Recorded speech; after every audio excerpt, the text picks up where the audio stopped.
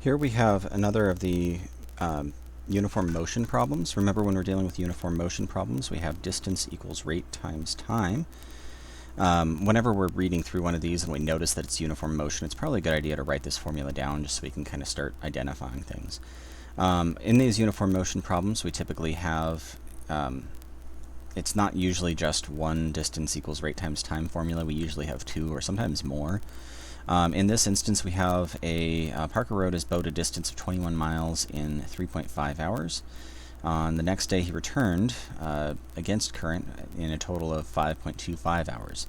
We're trying to find the speed of the current and the rate at which he rode in still water. So we have distance equals rate times time. And we have this for when he was going the first part of the trip and when he has the second part, or when he was on the second part of the trip. So I'm going to set up a little bit of a chart here, and I'm going to start with the first day and then the second.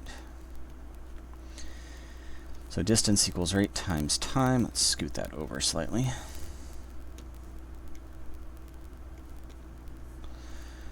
Alright, if I have, let's see, I know the total distance is 21 miles, and it doesn't really matter which way he was going, it's still 21 miles, so I'll go ahead and fill that in for both of them. On the next day, return to the starting point. Okay, so I actually know the times for each of these. The first day it was 3.5 hours, and the second day it was 5.25 hours. And that's all the information I know so far. I know his effective rate going up and downstream. I guess I could actually fill those in right now. Let's go ahead and figure that out. Since 21 equals some number times 3.5, you know, if I divide by 3.5, I end up getting whatever that number should be. I'm not wanting to give it a variable name right here because I'm just trying to fill in the number. 21 divided by 3.5, oops, 21 divided by 3.5, if I typed it in correctly. That gives me 6, and since I'm here, I might as well do the other one. 21 divided by 5.25 gives me 4. So this is 6, and this is 4. Alright, so now the thing we're after here is actually not the 6 and 4, though. We're actually trying to find the speed of the current and the rate at which he rode in still water. So in order to think about this, you can think about those little treadmills that are at the airport.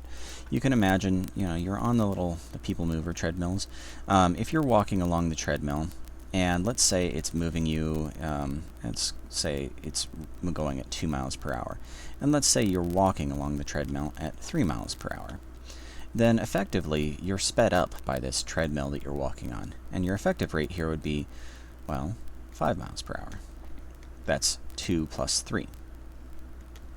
If you decided, you've realized you forgot something at the other side of the treadmill, and you turn around, it's still going at 2 miles per hour, but you've turned around and you're now walking 3 miles per hour the other direction, then you're fighting. You're fighting those 2 miles per hour that the treadmill is going, and if your effective rate would be 3 minus 2, which is 1 mile per hour.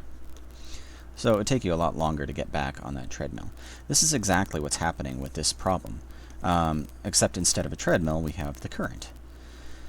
So, if you kind of notice these numbers here, instead of calling it 2 miles per hour and 3 miles per hour, what I'm going to do is I'm going to go ahead and say, well, one of these is the speed of the current. Well, that makes sense for this to be the speed of the treadmill. I'll go ahead and call this x. And the speed that you're walking, or the speed that he's rowing, I'll go ahead and call y. So our first equation is going to be x plus y. This is when he's going with the current. The next equation is going to be y minus x, isn't it?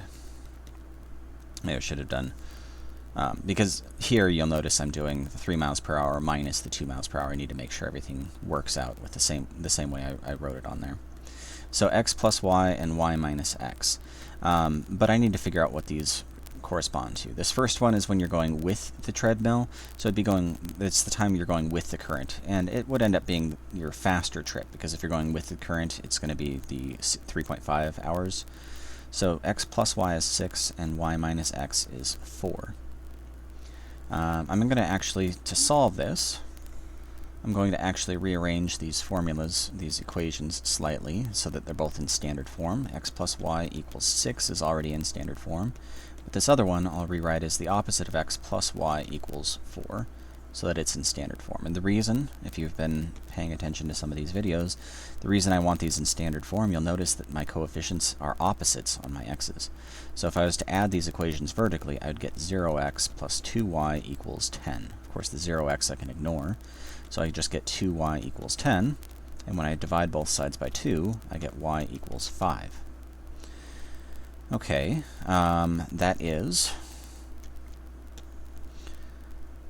the y was what we were calling our walking speed when we were on there. So, we're dealing with a rowing speed here. Would be 5 miles per hour. We still need to figure out what the speed of the current is, though. So let's do that next. I can use either of the equations to find the speed of the current. So I'm going to go ahead and use the first one. So x plus 5 equals 6. Well, subtracting 5 from both sides, get x equals 1. So that means the speed of the current would be 1 mile per hour.